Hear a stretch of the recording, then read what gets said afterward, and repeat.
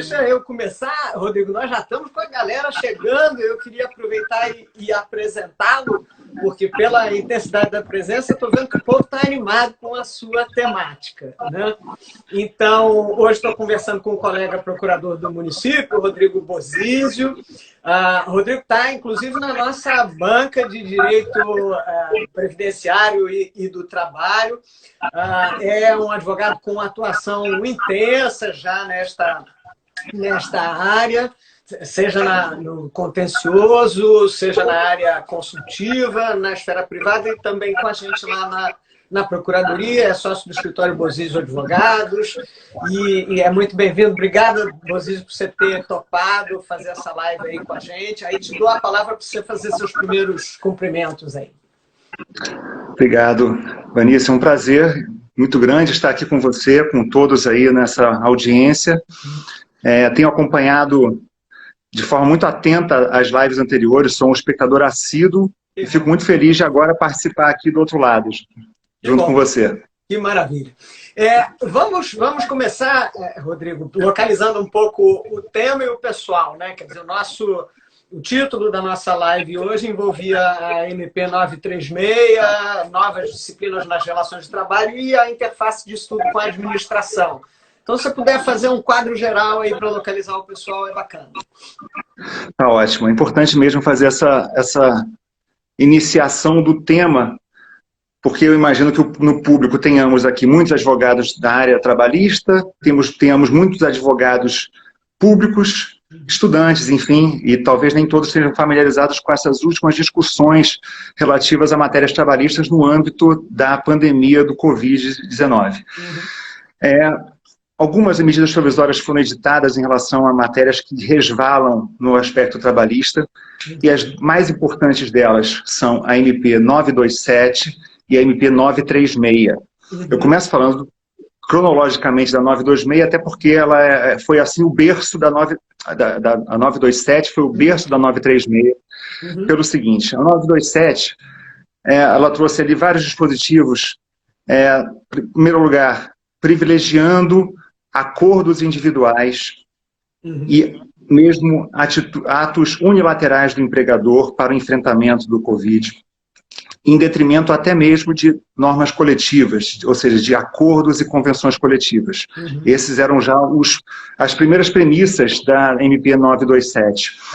E aí ela se protrai para outros assuntos como teletrabalho, que era uma matéria já regulada pela CLT desde a reforma trabalhista de 2017, mas que merecia um tratamento um pouco mais flexível, um pouco diferente em relação a esses tempos que estamos vivendo. Trouxe dispositivos, por exemplo, falando sobre antecipação de férias. Então, o empregador passou, por força dessa medida provisória, se tornou possível o empregador conceder férias até mesmo ao empregado que não tenha cumprido o período aquisitivo de um ano. Então, isso já deu um fôlego para algumas empresas, naquele primeiro momento de incerteza, se valerem desse dispositivo, por exemplo, e concederem férias a seus empregados enquanto se arrumam e tentam ver quais são os caminhos a serem seguidos depois. Trouxe também dispositivos sobre banco de horas, que também era matéria já regulada na CLT desde muito tempo e também já tinha sofrido modificações na reforma trabalhista. Enfim, trouxe vários dispositivos, mas o mais polêmico foi o artigo que disciplinava a suspensão de contratos de trabalho. E por que ela se tornou assim tão polêmica? É uma matéria polêmica por si só, mas, de fato, talvez tenha faltado ali, talvez não, faltou uma contrapartida do governo que viabilizasse a manutenção, a subsistência daqueles trabalhadores no período de suspensão contratual. E a MP 927 chegou a prever que essa suspensão se daria para fins de uma concessão de um curso de qualificação profissional virtual. E era muito difícil até imaginar que houvesse oferecimento de tantos cursos, assim, disponibilização de tantos cursos. Então a polêmica foi tão grande que essa medida provisória foi publicada no Diário Oficial de um domingo à noite, numa edição extra, e na tarde de segunda-feira o presidente da República anunciou pelo Twitter que revogaria esse artigo. Então, isso esse são artigo tempos curiosos que a gente vive agora, né? Você revoga pelo Twitter. A tecnologia é uma maravilha. Exatamente. E assim foi, e alguns dias ali de uma insegurança muito grande, né, por parte de empregadores e empregados para saber qual seria a medida alternativa adotada pelo governo para melhorar e tornar menos gravosa essa medida da suspensão contratual. E isso veio a acontecer com a edição da medida provisória 936, que previu a suspensão contratual por até 60 dias e a possibilidade de redução de salários e jornadas de forma proporcional, em alguns percentuais que ela fixou, 25%, 50% ou 70%. E em relação àquela questão da subsistência, de como o governo sanou aquele problema maior, original, ou seja, ele previu o pagamento de um benefício emergencial proporcional, tendo como base de cálculo o valor do seguro-desemprego. Então, esse valor aí, claro, vai depender do percentual de redução praticado pela empresa, mas ele pode chegar até a R$ 1.800, é o teto desse valor que vai ser pago. E essa MP 936 dividiu também os trabalhadores agraciados, ou, digamos assim, o termo talvez seja melhor, não seja agraciado, mas os destinatários dessa normatização, em 3 faixas salariais. Uma faixa primeira, que são empregados que recebem até 3 salários mínimos, R$ 3.135. Uma segunda faixa, que vai desse valor até cerca de R$ 12.000. E a terceira, que é desses empregados que ganham mais do que isso e tenham curso superior completo. Por que essa diferenciação? Vou começar por esses últimos. Esses últimos são chamados hipersuficientes. Esse apelido que foi dado desde a reforma trabalhista para esses empregados que ganham mais de 2 vezes o teto de benefícios do INSS e têm curso superior completo. Então, eles não têm aquela nota da hipossuficiência característica dos empregados em geral. Para esses, desde a reforma trabalhista, já era possível, em tese, o texto da reforma já permitia essa redução salarial com a concessão, com a contrapartida de uma estabilidade, uma garantia de emprego por um período que ela não especifica, mas que imagina-se que fosse proporcional ao período da redução. E aqui não foi diferente. Na MP 936 existe essa previsão dessa contrapartida. Ou seja, ao mesmo tempo que o empregado pode sofrer essa redução salarial proporcional a uma redução de jornada ou uma suspensão contratual, ele recebe o benefício emergencial por parte do governo e tem, em contrapartida, uma garantia de emprego pelo período que vigora as medidas, pode ser 60 dias para a suspensão, 90 dias para a redução salarial, e mais o mesmo período equivalente, ou seja, a grosso modo, 2 vezes o período em que foi acordada essa suspensão. E a grande polêmica é que a MP 936, na esteira da 927, prevê que essa redução salarial possa ser celebrada, em grande parte dos casos, por acordos individuais. E essa foi a grande polêmica, né, porque o artigo 7º, inciso 6º da Constituição Federal, quando fala em irredutibilidade de vencimentos, ressalva, ela diz, salvo acordo ou convenção coletiva.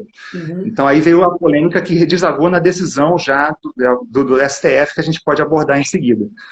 Se você quiser, eu posso já me adiantar nisso, mas não sei se você quer fazer um comentário. Eu tinha uma expectativa que a gente já tivesse as coisas um pouco mais definidas, porque a sessão para o referendo das negativas de liminar, a rigor, né, empreendidas pelo ministro Marco Aurélio, aconteceu na semana passada. Agora, achei curiosa o tom do próprio voto do Marco Aurélio, né? Que assim, foi muito mais na linha do, olha, isso é provisório, ainda é MP, o Congresso falará, nós somos última rácio, a gente não tem que entrar nisso agora. Eu achei curioso que uma pessoa egressa da Justiça do Trabalho tivesse essa saída assim tão sibilina, né? Não sei qual foi a sua impressão. Verdade. Esse voto do ministro Marco Aurélio se refere à MP 927, da qual ele é relator.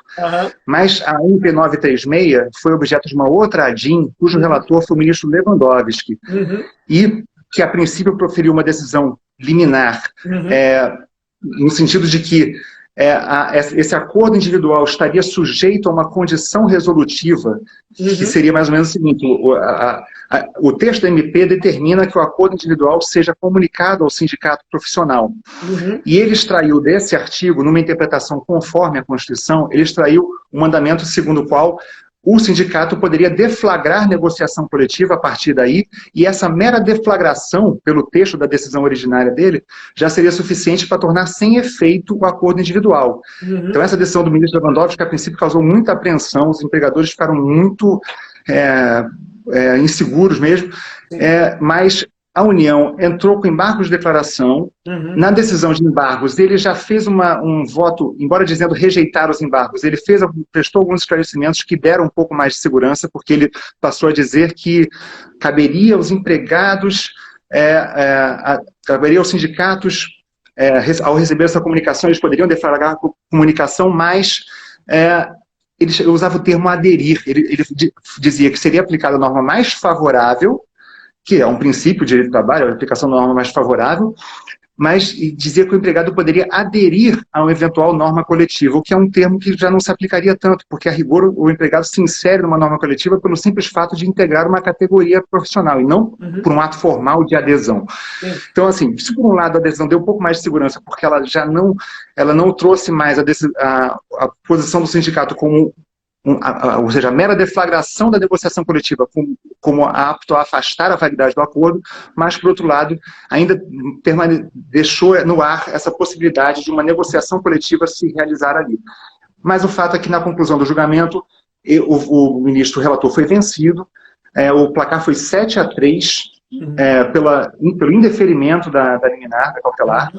Então, foi dada, o STF, de forma muito contundente, eu diria até no julgamento histórico, chancelou a possibilidade de redução de jornadas, salários de forma proporcional, chancelou a suspensão contratual, por entender num juízo de ponderação que havia necessidade, havia adequação da medida, ela é transitória, e que estão em jogo mais do que, nas palavras até do ministro Alexandre de Moraes, que foi quem abriu a divergência, segundo ele, esse cenário, ele tem razão, a meu ver, esse cenário não é um cenário de conflito, não é um cenário de posições antagônicas. Sim. Empregados e empregadoras, nesse momento, estão, digamos assim, de um mesmo lado, antagonizando com o vírus, com o coronavírus, verdade, com a pandemia, com a força maior. Ambos lutando pela sobrevivência, né? Um do emprego e outro do negócio, né? Mas ambos lutando pela sobrevivência. A gente tem visto muito esse argumento da proporcionalidade entrando nas N manifestações aí do Supremo relacionadas a medidas restritivas e me parece fazer algum sentido, né? Realmente a situação é uma situação excepcional, né? Sim. E aí isso tem levado a alguma coisa que eu já em outra live mencionei, uma espécie de um direito de exceção, né? Um direito extraordinário.